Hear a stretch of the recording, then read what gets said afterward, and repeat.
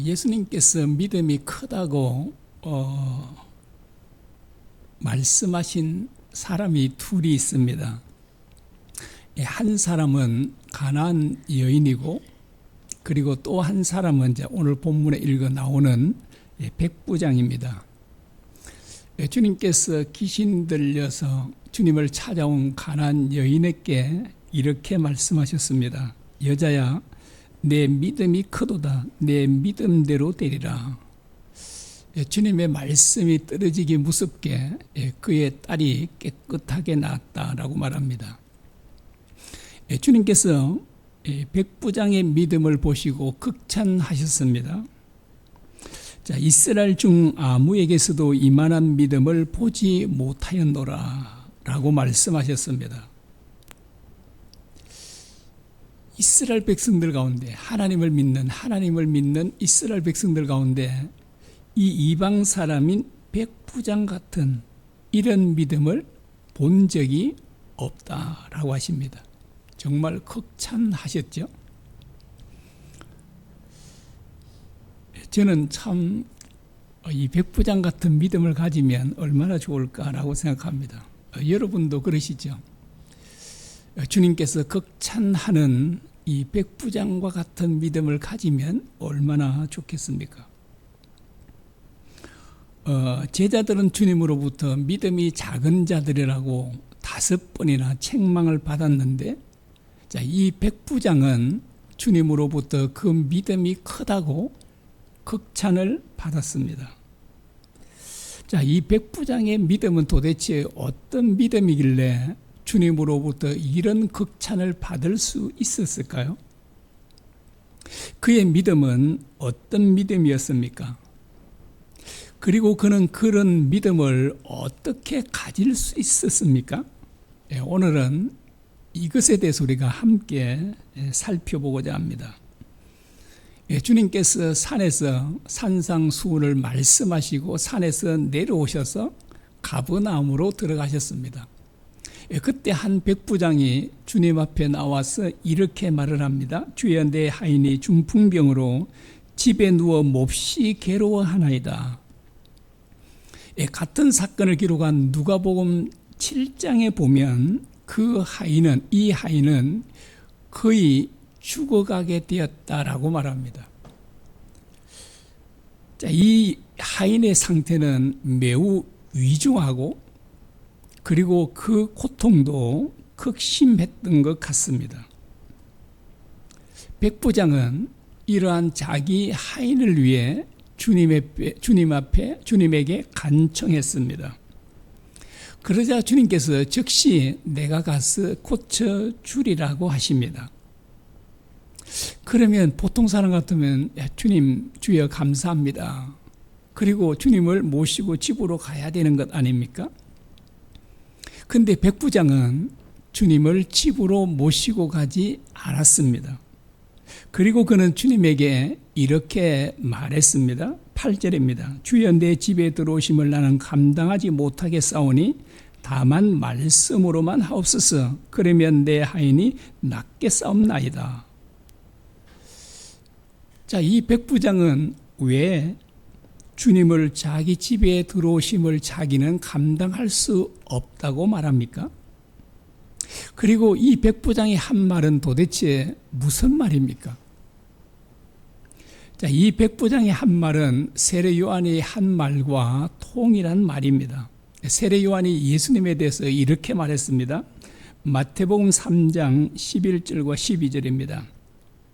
내 뒤에 오시는 이는 나보다 능력이 많으시니 나는 그의 신을 들기도 감당하지 못하겠노라.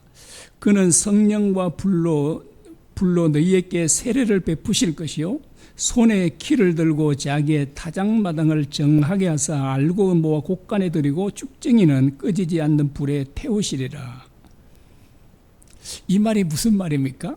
세례 요한은 예수님을 유일한 구원자와 심판자라고 말하고 있습니다.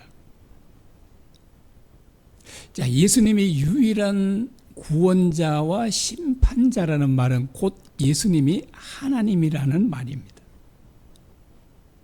그래서 이 세례 요한은 예수님의 신발끈을 풀기도 감당하지 못하다, 들기도 감당하지 못하겠다라고 그렇게 말합니다. 요한복음 1장에 보면 예수님의 신발끈을 풀기도 감당하지 못하겠노라고 말합니다. 나는 그의 신발끈을 풀기도 감당하지 못하겠노라. 신발끈을 끌어주고 또 주인의 발을 씻기는 사람은 누가 할까요? 노예나 종들이 합니다. 그런데 이 세례 요한은 예수님의 신발끈을 풀기조차도 감당할 수 없다라고 합니다. 이것은 무슨 말입니까? 예수님과 자기를 비교하면 자기가 얼마나 비참한 존재인가를 말한 것입니다. 한마디로 말하면 예수님과 자기를 비교하면 자기는 아무것도 아니다라는 말입니다. 여러분, 당시 세례 요한의 명성이 어떠한지 아십니까? 세례 요한의 명성은 하늘을 찔렀습니다. 그에게 세례를 받고 하나님의 말씀을 들으려고 몰려온 사람들은 마치요 구름대와 같았습니다. 반면에 예수님을 아는 사람들은 거의 없었습니다. 완전 무명인이었습니다. 당시 예수님은 사회적으로 보면 예수님은 세례 요한의 상대가 되지 않았습니다. 그런데도 세례 요한은 예수님의 신발을 들 자격도 없고 그분의 신발끈을 풀 자격도 없다라고 합니다. 자기는 그분에게 비하면 아무것도 아니다 라고 말합니다.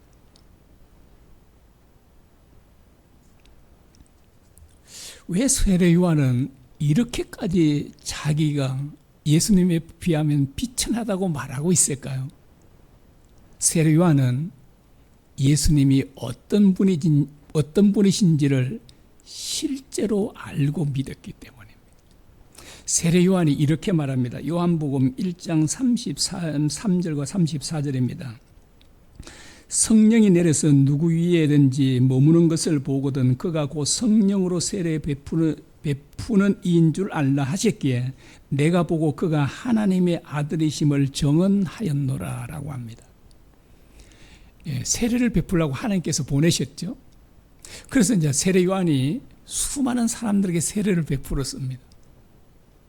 그런데 예수님에게 세례를 베풀었을 때 하나님의 성령이 예수님에게 충만하게 임하는 것을 보게 된 것입니다. 그래서 세례 요한은 이분이 불로 성령의 세례를 주는 분, 성령으로 세례를 주는 분. 그래서 예수님이 곧 참 구원자 하나님의 아들이심을 알고 사람들에게 증거했다라고 이렇게 말하고 있습니다. 세례 요한은 예수님이 하나님의 아들 곧 예수님이 하나님이신 것을 진짜로 믿은 것입니다. 하나님이신 것을 진짜로 믿는 사람은 그분과 자기를 비교하면 아무것도 아닙니다.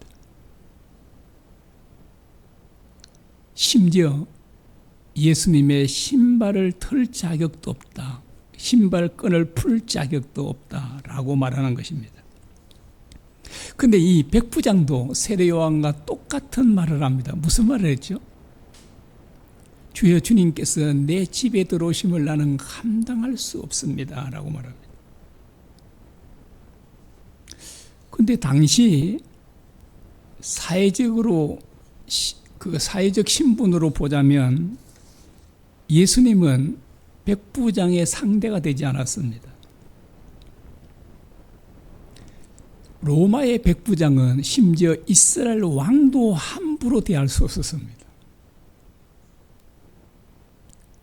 이스라엘은 속국이잖아요.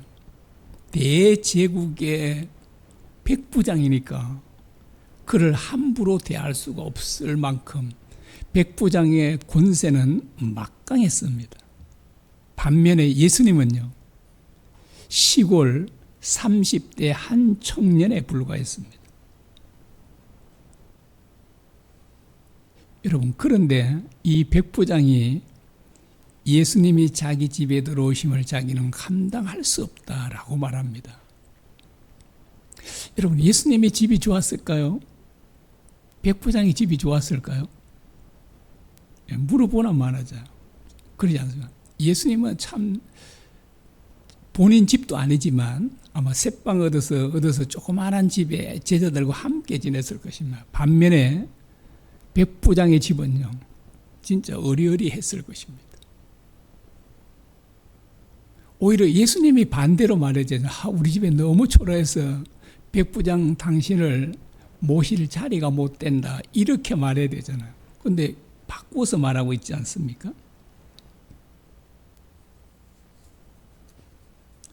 자, 왜 세례 요한과 백부장이 이렇게 말을 했을까요? 그것은 예수님이 정말 어떤 분인지를 정확하게 알았기 때문입니다.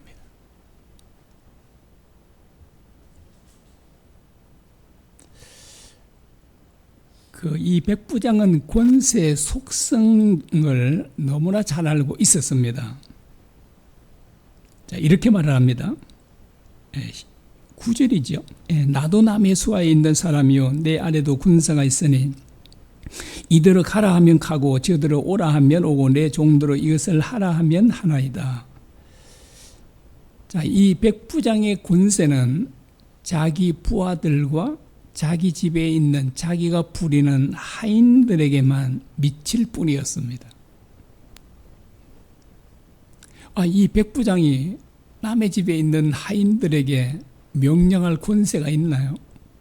권세가 없어요. 그게. 자기 부하들, 자기 집에 있는 하인들에게만 그의 권세가 미칠 뿐입니다. 자, 사람의 권세는 이와 같이 한계가 있습니다. 그러나 예수님의 권세는 한계가 없습니다. 무한합니다. 그래서 그분이 무엇이든 사람이든 짐승이든 무생물이든 무엇이든지 누구에게든지 명령하면 그 명령은 그대로 순종합니다. 그분이 명령하시면 불치의 병이든 귀신들이든 다 떠나갈 수밖에 없었습니다. 죽은 자에게 명령하면 죽은 자가 살아나고 폭풍과 바다를 잠잠하라 하시면 폭풍과 바다도 즉시 잠잠해졌습니다. 자, 백부장은 이런 놀라운 권세를 가진 예수님을 진짜로 믿었던 것입니다. 그래서 이 백부장은 주님께서 자기 집으로 가지 않아도 주님과 그 환자인 그 하인의 거리가 아무리 많이 떨어져도 주님께서 명령하시면 즉시 나을 것을 믿었던 것입니다. 주님께서 그의 신앙 고백을 들으시고 정말 크게 감동하시고 감탄해 하셨습니다. 그래서 주님께서 이렇게 그의 믿음을 극찬하십니다. 10절입니다. 예수께서 들으시고 놀랍게 여겨 따르는 자들에게 이르시되 내가 진실로 너희에게 이르노니 이스라엘 중 아무에게서도 이만한 믿음을 보지 못하였노라. 이스라엘 백성들은 하나님의 백성들이잖아요. 이 백부장은요, 이방인이에요. 하나님을 모르는 사람이에요. 그런데도 이스라엘 백성들, 하나님의 백성들 가운데 이 백부장만한 믿음을 가진 사람을 주님께서 보지 못했다라고 하십니다. 하나님께서 명령하시면 사람이든 짐승이든 그 어떤 것이든 그대로 순종했습니다. 하나님께서 그리 시내가에 있는 엘리야 선지자를 먹여 살리기 위해서 까마귀들에게 이렇게 명령했습니다. 까마귀들아, 아침 저녁으로 떡과 고기를 엘리야에게 가져다 주어라 라고 명령했습니다. 까마귀들이 어떻게 했을까요?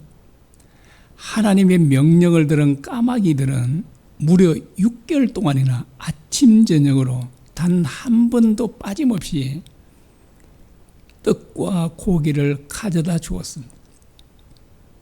그래서 먹을 것이 아무것도 없는 그리 시냇가에서 엘리야 선자는 무려 6개월 동안 살 수 있었습니다.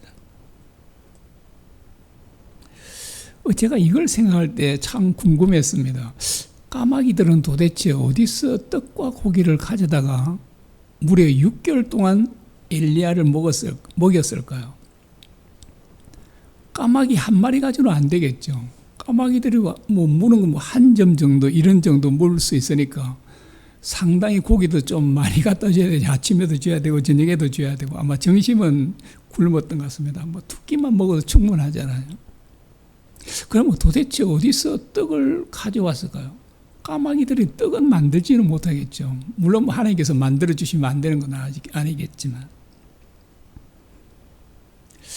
참 궁금했습니다. 그래서 아마 어쩌면 하나님께서 누군가 어떤 사람을 통해서 그 떡을 만들어 놓고 고기를 만들어 놓고 까마귀가 물어가도록 그렇게 했는지 아니면 훔쳐왔나요? 어찌된지는 제가 모르겠습니다. 참 궁금하죠. 그런데 어떻게 이 까마귀들은 절대로 자기 먹이를 다른 이에게 주지 않습니다. 아주 개걸스럽게 먹는 이 동물이 까마귀예요. 절대로 주는 법이 없어요. 당연히 고기를 먹었으면 떡도 그렇지만 자기 먹고 싶을 거잖아요. 그런데 그 자기의 모든 본성을 억제하고 하나님께서 명령하신 대로 그 떡과 고기를 물어서 그리 시냇가에 있는 엘리야에게 갖다 주는 것입니다.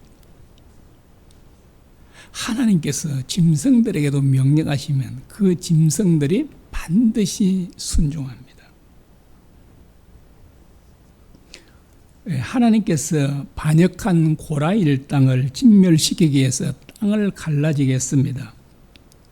하나님께서 땅에게 명령했습니다. 땅아, 갈라져 고라 일당을 삼켜버려라 라고 말씀하셨습니다. 그러자 하나님을 반역했죠. 모세와 아론을 반역한 고라 일당들이 사는 그 텐트죠. 집입니다. 천막 그 밑에 땅이 갈라지기를 해요. 여러분, 땅이 갈라지면 소리 날까요, 안 날까요? 우두둑 두두둑 이게 굉음 소리를 내는 거. 그리고 진동하잖아요.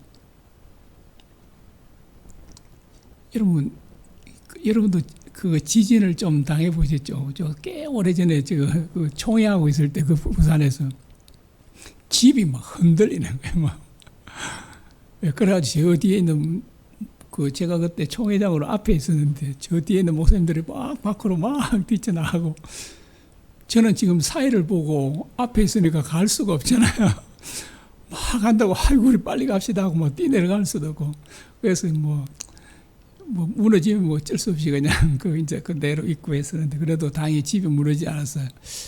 살아있으면 그때 지진 나서 무너졌으면 교회당이 무너졌으면 저는 이 자리에 없겠죠.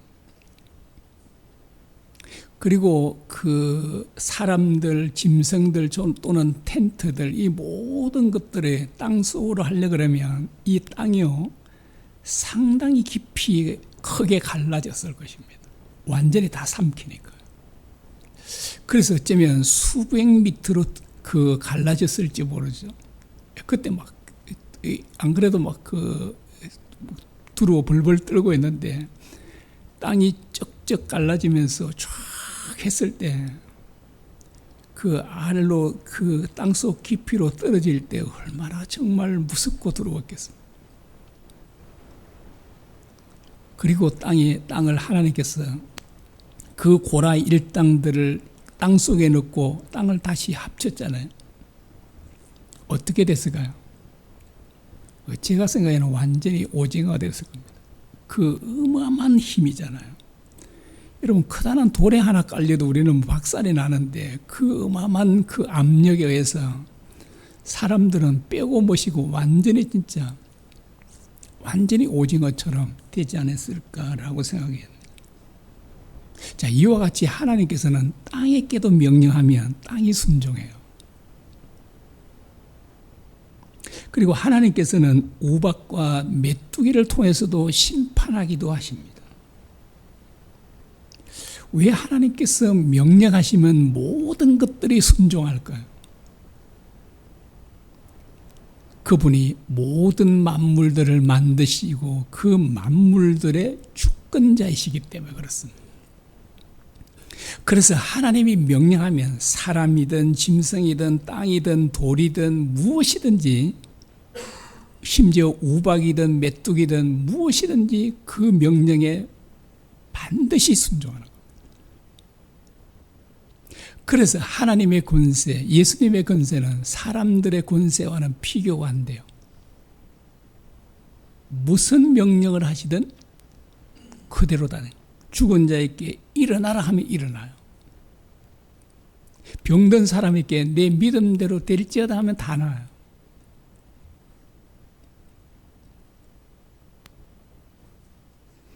여러분, 이런 절대 권세를 가진 하나님이 우리의 아버지신 것을 아시죠?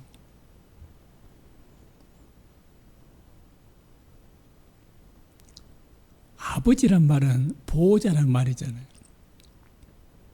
보호자는 자기 자녀를 목숨을 다해 지키고 자녀에게 필요한 모든 것들을 공급해 주는 것입니다.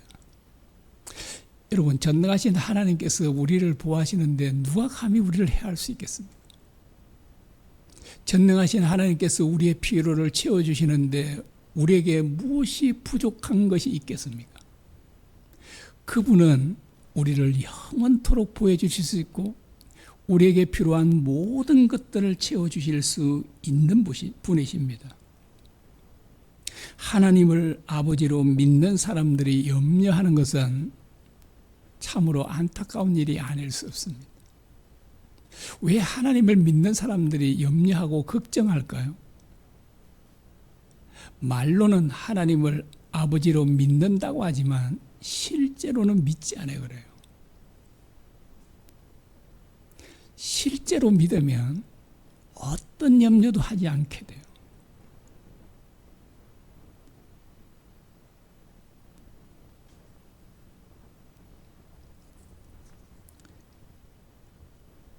자, 이 백부장의 믿음을 주님께서 극찬하지 않으셨습니까?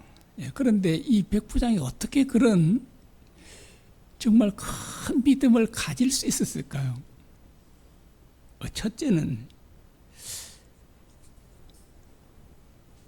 아마 그에게 무언가 결핍이 있었을 것입니다. 결핍이 어떤 결핍인지 몰라요. 자녀들의 건강이 안 좋은지, 본인이 안 좋은지, 뭐 어떤 게 문제, 이제 성경에 나와 있지는 않지만 아마 이 사람에게도 무엇인가 결핍이 있었을 것입니다. 우리가 성경에 보면 주로 주님을 믿게 된 사람들이 어떤 사람인지 아시죠? 어떤 사람인가요? 병든 사람, 귀신 들린 사람, 가난한 사람, 그리고 세리와 창기들처럼 사람들로부터 소외당한 사람들. 이 사람들이 대부분 예수님을 믿었습니다. 그런데 왜 이렇게 결핍이 있는 사람들이 예수님을 믿을까요? 그것은 결핍이 있는 사람이 심령이 가난해질 수 있기 때문입니다. 사람은 언제 심령이 가난해질까요? 결핍이 있을 때요. 다르게 표현하면 큰 문제가 생길 때입니다. 그 사람은 언제 진정으로 회개하고 하나님을 찾느냐 하면 큰 문제가 생길 때입니다. 여러분, 사람들이 언제 진정으로 회개하는지 아십니까? 목사님들의 설교를 듣고 진정으로 회개하고 새 사람이 된 사람들은 심히 적대요. 대부분 사람들은 어디에서 진정으로 회개할까요? 병원 침상에서, 그리고 감옥에서. 병원 침상과 감옥에서 진정으로 회개하고 새 사람이 된 사람들은 정말 헤아릴 수 없을 만큼 많습니다. 목사님의 설교를 듣고는 잘 회개하지 않아요. 그런데 병원 침상에서 그리고 감옥에서 그 사람들이 고통과 어려움을 당할 때 사람들은 진정으로 회개하고 새 사람이 되는 것입니다. 병이 들고 어려움이 생기는 것은 정말 영적으로 얼마나 좋은 일인지 모릅니다. 제가 자주 말씀드리죠. 이 병이 들고 어려움이 생겼다는 것은 정말 크나큰 축복 가운데 하나다라고 얘기를 합니다. 지금 제가 이 얘기해도 괜찮겠죠? 그 집사람도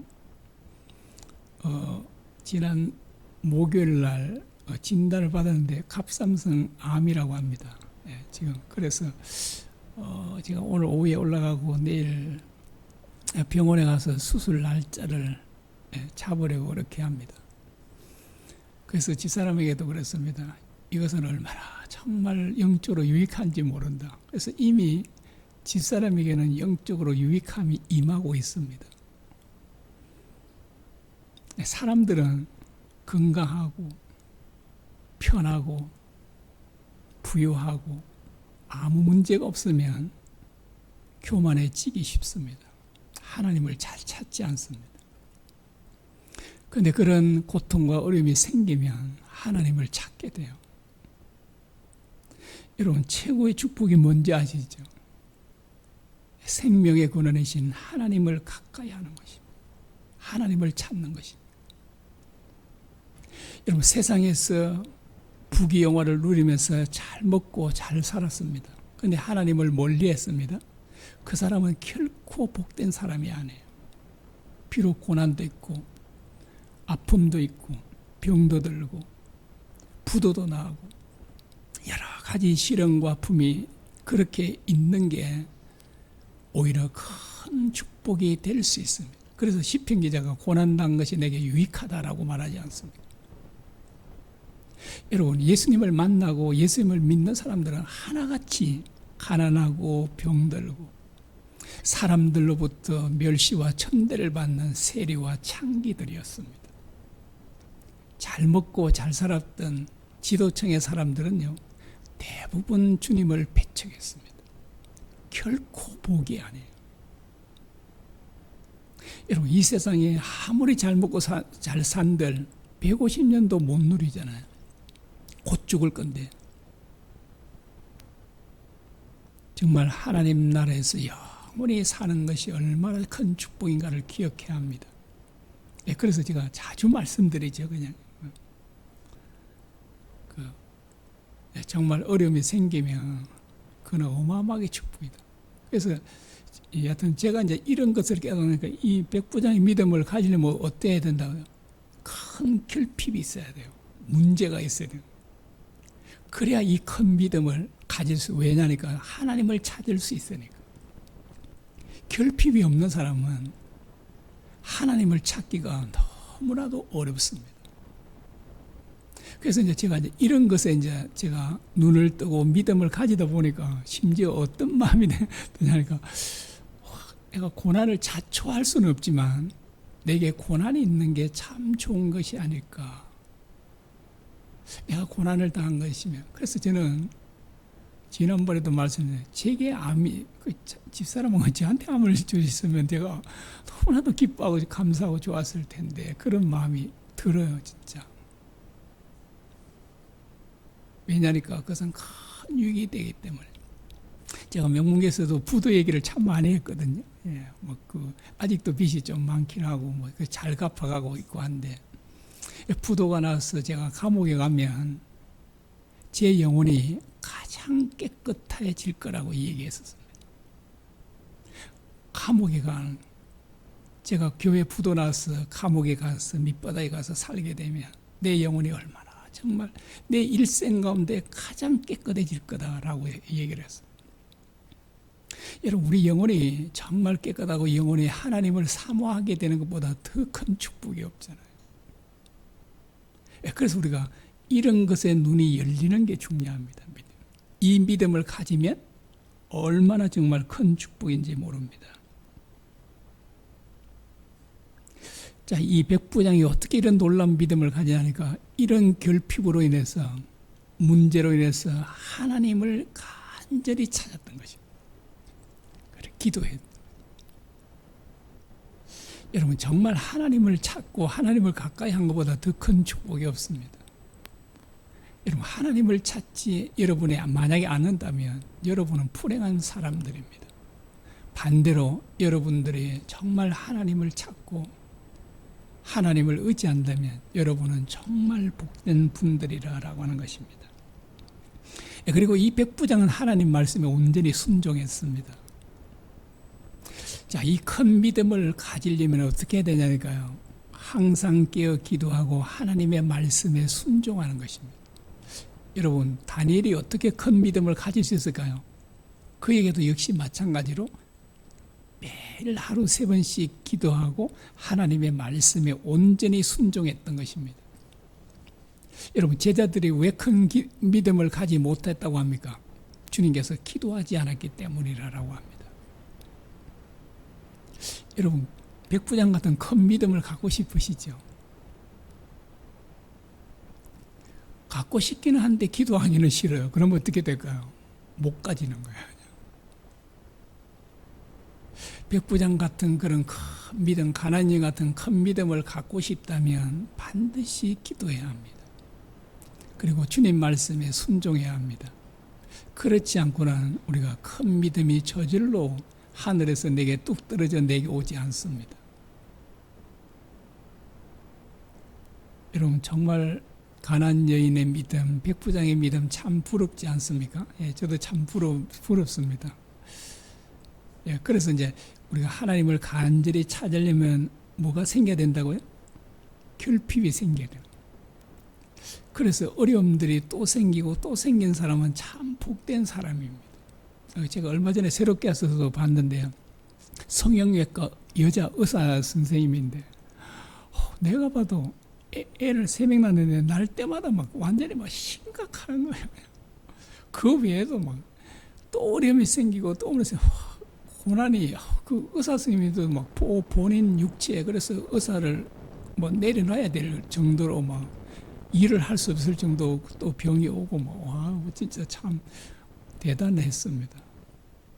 그런데 그분이 정말 하나님을 바르게 믿는 믿음을 갖게 되었다라고 하는 것입니다. 그래서 여러분들에게 어려움이 오시거든 진짜 감사하십시오. 기뻐하십시오. 그래서 주님께서 뭐라고 하시죠? 범사에 감사를 항상 기뻐하라고. 감사할 일이 없는데 다 어려움들이 많은데 어떻게 감사하는가? 그 어려움들은 반드시 내게 유익이 되기 때문입니다. 이걸 믿는 믿음이 생기면, 이것을 볼 수 있는 눈이 생기면 우리는 진짜 범사에 감사할 수 있습니다. 우리 찬양 드리겠습니다.